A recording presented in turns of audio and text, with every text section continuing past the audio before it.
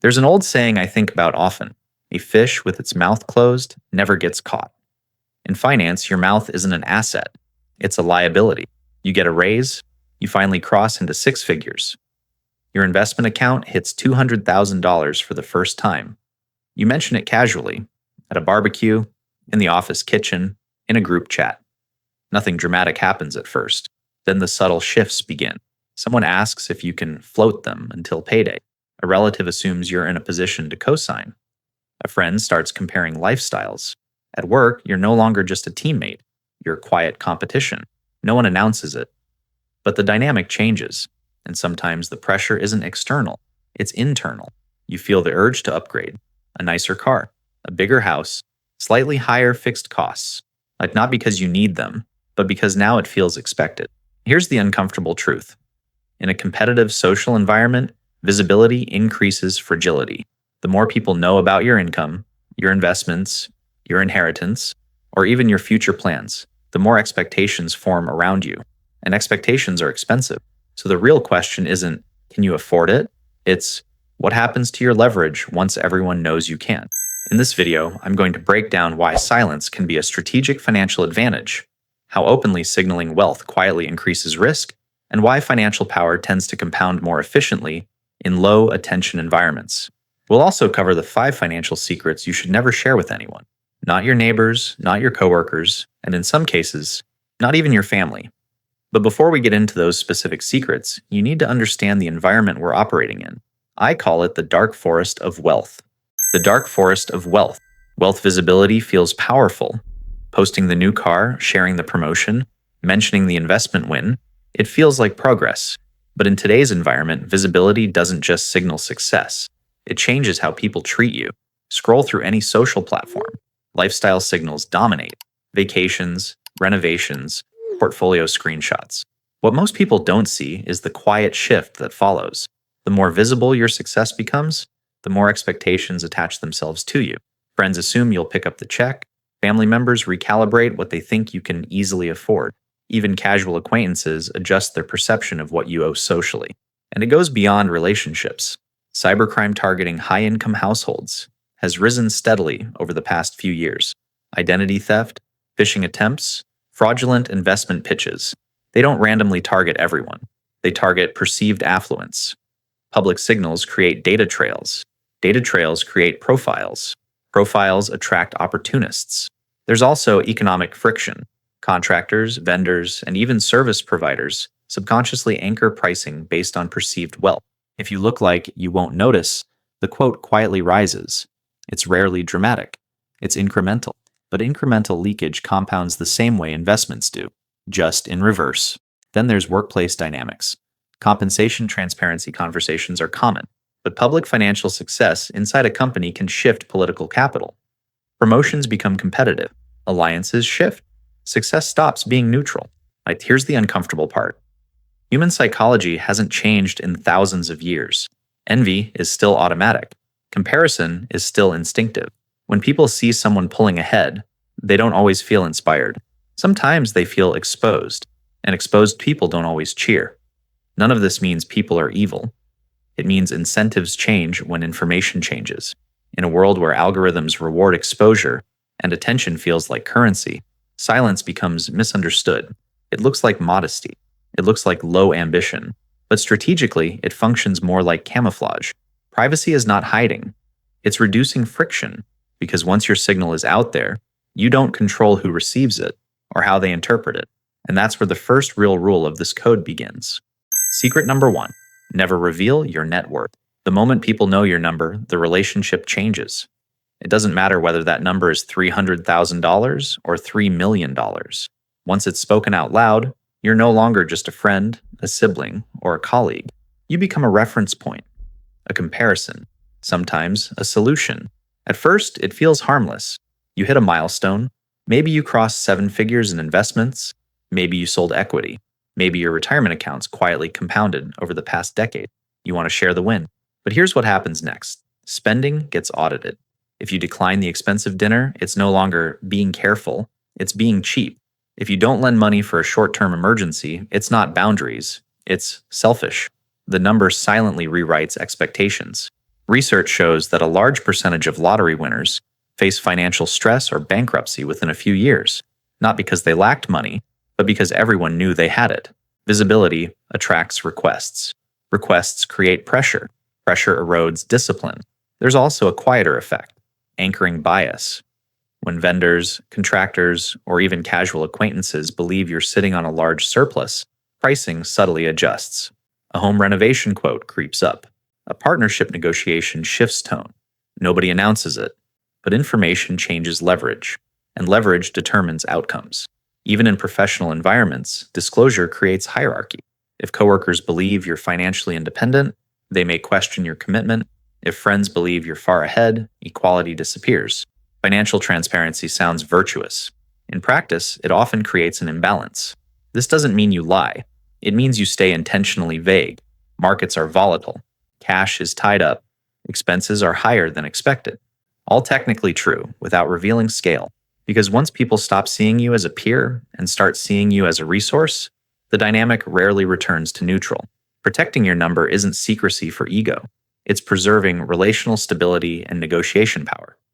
And if the number must be protected, the next question becomes even more critical. What about your plans? Secret number 2, never reveal your next move. Talking about your next move feels productive. It feels like momentum. But psychologically, it often replaces momentum. You decide to start something, maybe a side business, a career shift, a real estate purchase, or a concentrated investment position. You share the plan at dinner. People say, "That's huge. You're smart. That's going to work." In that moment, your brain releases dopamine, the same chemical tied to achievement. The problem? You haven't achieved anything yet. Studies in behavioral psychology show that publicly announcing goals can reduce follow-through. The brain mistakes recognition for progress. You feel accomplished before the work begins. The urgency softens. The execution slows. And that's just the internal risk. Externally, visibility invites competition. So you mention you're bidding on a property, and suddenly someone else just happens to be interested. Share that you're applying for a promotion, and office dynamics subtly shift. Announce a niche investment idea, and the trade becomes crowded faster than expected. Markets respond to information. So do people. In recent years, retail trading surges have shown how quickly capital floods into publicly discussed ideas. A stock trends online, volume spikes, and volatility increases. What might have been an edge becomes noise. Sometimes the window closes before you even act. There's also social doubt. Even well-meaning friends plant seeds. Is now the right time? What if the economy slows? What if rates stay higher? Those questions echo when execution gets hard, and it always gets hard. Early-stage ideas are fragile, and they need repetition, focus, and energy, not commentary. This doesn't mean isolation. Structured accountability can help. A mentor, a small trusted circle. But the broadcasting strategy for validation is different from building quietly. Execution compounds in silence. Announcements compound attention. If protecting your number preserves relational leverage, protecting your next move preserves execution power. And once execution produces results, a deeper question emerges. What happens if you reveal the method behind those results? Secret number 3, never reveal your edge, alpha. Your edge is the one thing that actually creates disproportionate results. And the moment it becomes public, it starts shrinking. In investing, professionals call it alpha, the ability to outperform the broader market. But the principle applies everywhere. Maybe you spotted a niche rental market before prices moved. Maybe you understood a supply chain shift before it hit earnings reports. Maybe you built a client acquisition system others haven't figured out yet. That advantage only works while it's scarce. There's a reason markets tend to eliminate obvious opportunities quickly. When a strategy becomes widely known, capital flows in. More buyers, more competition, prices adjust, margins compress. What once produced excess returns turns into average performance. You've seen it happen. A can't-miss stock trends online. Within weeks, it's crowded. Volatility spikes. The early advantage disappears. The same pattern shows up in business. A profitable e-commerce niche gets popularized. Suddenly, ad costs double, margins tighten, and what worked quietly stops working. Information asymmetry is real economic leverage. Companies guard their trade secrets for a reason. Their intellectual property isn't just knowledge, it's a moat. Once the recipe, algorithm, or system becomes common knowledge, The competitive advantage dissolves. And yet, in the age of attention, people rush to explain their magic trick. They monetize the explanation instead of compounding the strategy. That's not always irrational. Sometimes selling the story is safer than running the edge, but it's a different game. But here's the subtle risk. Explaining your method invites replication. Replication invites competition. Competition erodes returns. Sometimes the strongest position is to let others assume you are lucky. That doesn't mean you hoard knowledge from partners or trusted advisors, but broadcasting your advantage for validation rarely improves it. It usually accelerates its decay. If protecting your number preserves stability, and protecting your next move preserves execution, protecting your edge preserves long-term compounding power. But there's one place where silence matters even more, and it's closer to home than the market. Secret number 4, never reveal inheritance details. Telling your children exactly how much they will inherit sounds responsible, transparent, fair. But financially and psychologically, it can change their trajectory in ways you don't expect. The moment future wealth feels guaranteed, urgency shifts. If a 25-year-old believes there's a 7-figure cushion waiting decades down the line, risk feels different. Career pressure softens. Saving discipline loosens. The internal drive to build something independently can quietly fade, not because they're lazy, because certainty alters behavior. Research on generational wealth shows a common pattern. Assets often dissipate within 2 or 3 generations. It's not just poor investing, it's reduced hunger, misaligned incentives, and a lack of earned competence. When people expect rescue capital, then they take different risks. There's also the family dynamic. If 3 siblings know the exact estate breakdown years in advance, the numbers become emotional signals. Equal division feels like love. Unequal division feels like judgment. Even if the reasoning is rational, caregiving support, business involvement, financial need, perception overrides logic. Holiday dinners subtly turn into negotiation tables. Estate lawyers often see conflicts arise before a will is even executed. Resentment builds in advance. Alliances form. Interpretations harden. The money hasn't moved yet, but relationships already have. That doesn't mean you avoid planning. Structured trusts, clear documentation, and professional guidance are critical. But there's a difference between responsible estate preparation and disclosing the spreadsheet. A common philosophy among long-term wealth builders is simple. Leave enough so they can do anything, but not so much that they can do nothing. Ambiguity preserves motivation. Surprise preserves gratitude. Because once inheritance becomes an expectation, it stops being a gift. It becomes a right. If protecting your number shields relationships, and protecting your edge preserves compounding, protecting inheritance details preserves character and family stability. And the final layer of silence isn't about money at all. It's about identity. Secret number 5, never broadcast your good deeds or struggles. Posting generosity feels good. Announcing a donation, sharing the scholarship you funded, highlighting the family you helped. In a world driven by visibility, even kindness becomes content. But once generosity turns into performance, the incentive shifts. There's a psychological distinction between intrinsic motivation and extrinsic validation. When you help someone quietly, the reward is internal. When you publicize it, the reward becomes social approval. Over time, behavior follows the reward. If applause disappears, so can the action. This doesn't mean public philanthropy is wrong. Some visibility mobilizes others. But when every act of kindness becomes a signal, generosity starts competing with status. And status is expensive. The same applies to struggle. On broadcasting every setback, market losses, business dips, job frustrations, rarely improves the situation. It often just expands the audience for your vulnerability. Most people can't solve your structural problems. Some won't care. A few may quietly benefit from your uncertainty. There's a reason experienced leaders maintain composure during volatility. In recent market cycles, we've seen rapid swings, double-digit percentage drops followed by sharp recoveries. Those who panicked publicly often locked in losses. Those who moved quietly preserved optionality. Calm is leverage. There's also something deeper here. Living by what some call the outer scorecard, the opinions, likes, and recognition of others, creates dependence. Your financial identity becomes external. Your confidence rises and falls with reaction. And the inner scorecard works differently. It measures discipline, restraint, and consistency. It doesn't require witnesses. Anonymous giving builds internal strength. Silent resilience builds credibility over time. You don't need to announce stability for it to exist.